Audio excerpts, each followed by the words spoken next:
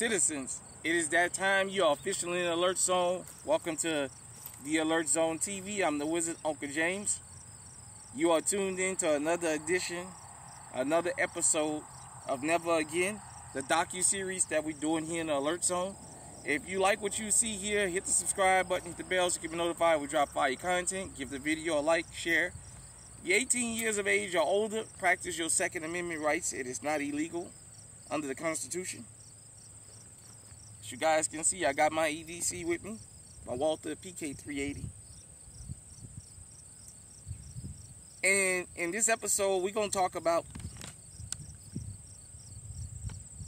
the Buffalo mass shooting at the Tops grocery store. And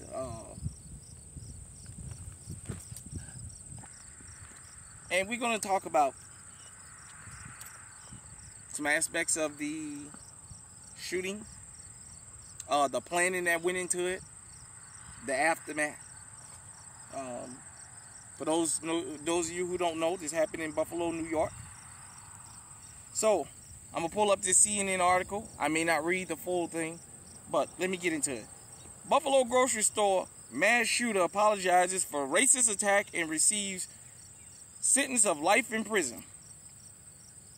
The 19-year-old white man who killed 10 people in a racist mass shooting at a grocery store in a predominantly black area of Buffalo last May apologized to the victims' families and was sentenced to life in prison during the emotional court hearing Wednesday.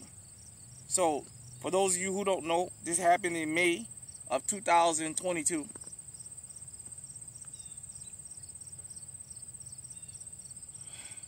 The statement came, he apologized.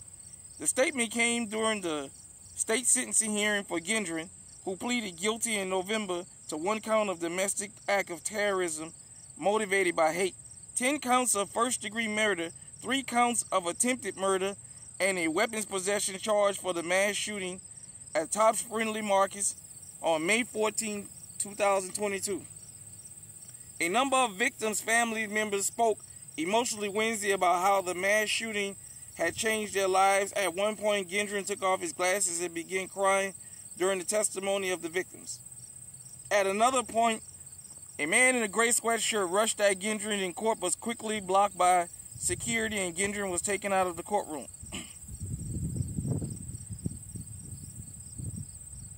So, that's just a quick, brief overview. So let me go into some of the details of what actually happened on May the 14th, 2022. Peyton Gendron had drove up to Buffalo from another part of New York. And I've been all over New York City and upstate New York, so I'm kind of familiar with a lot of those areas. And he scoped out a particular grocery store. He did recon. He did his planning. He did his surveillance. This was a, if I can say for a better lack of term, evil genius in the sense of how he did his research about pulling off such a terrible, terrible act like this. I'm going to hurt some people's feelings. I'm going to ruffle some feathers. But you guys, that's why y'all come here, because you come to hear the truth from your uncle. Uncle going to tell it the way mom and dad refused to. He came into a predominantly black area and chose this. He had a lot of racial hate towards black folks and what have you. But what made him feel comfortable to go to that market and do that is the mere fact that as black people, and specifically as black Americans, we don't have hate towards other people. We've been the victims of hate for so long. As a group, we don't have a hatred ideology. That's what made him feel comfortable enough to come into a black neighborhood and just frequent a grocery store, just check everybody out. I'm pretty sure people spoke to him. After the shooting, there was a guy who talked about he had seen him around there once or twice, and the day before the shooting, they actually had a conversation for about 30 or 45 minutes. He did his homework, if I could use that word. He went back, he got his weapons, he live streamed it on Twitch. and he went and he carried out his attack. It was racially motivated. You know, I know he apologized in court, but he only apologized because he had to go to prison. He didn't apologize for the act. You can't plan a mass shooting and be sorry like that. This was not a sporadic thing. He planned this for months, and he drove there to do this. In his manifesto, which they've taken offline, I haven't been able to find it since.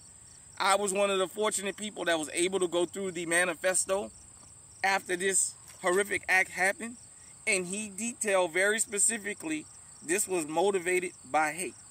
Now, I know there may have been other people there that may have felt the wrath, but they were not the intended targets. At one time in the grocery store, he did run up on a white guy, but he let him go because he said, "I didn't come here to kill you." The culture of hate in this country exists. I know sometimes we don't want to hear that, especially hearing it from black people and black men in particular. People don't want to hear that because the country and the world have been taught that black Americans, but in particular the men, all we do is whine. When we can constantly point out acts of hate that is constantly perpetrated against us. Hate exists. And that whole lie about hate is gone, these acts keep happening from younger and younger kids. You just had a guy, 13 or 14-year-old white guy, try and drown a black kid in Massachusetts, calling him George Floyd and telling him he's going to drown him. Hate is taught in the home. Unfortunately, that's the truth. Whether you like it or you don't like it, hate is being taught in the home. Sorry about that. But back to what I was saying. We as law-abiding citizens in this country should not be ashamed to protect ourselves. Whether you white, black, Asian, we got a multitude of different people from different backgrounds that come here and visit this channel. We don't preach hate and we don't preach violence. We preach self-defense and protecting yourself. We preach deterring criminals from wanting to commit these acts. Let me say this.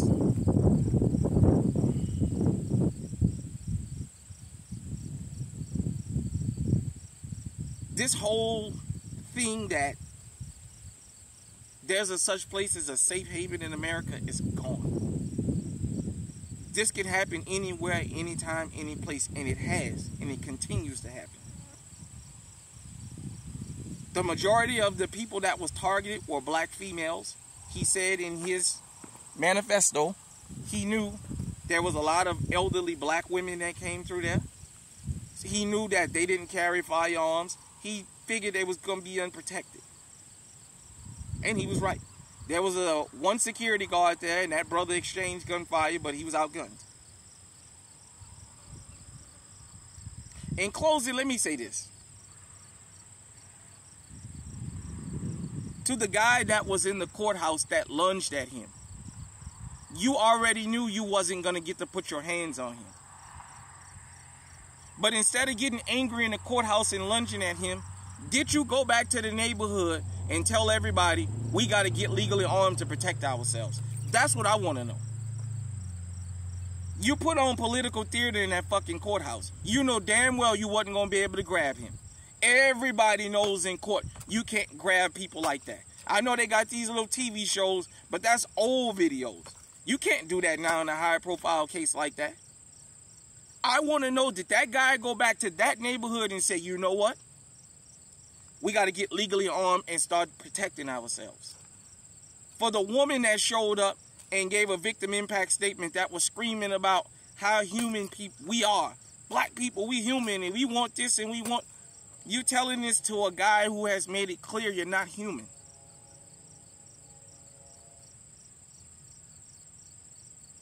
The Tops grocery store could have been prevented. Right here. How many of you that see these docu-series episodes are legally armed? How many of you protect yourselves? Let me just say it how it is. This country is full of hate. This world is full of hate. For those of us who understand it exists and we prepare ourselves, 9 times out of 10, we're going to be okay. For those of us who act like it doesn't exist, we're going to wind up being victims.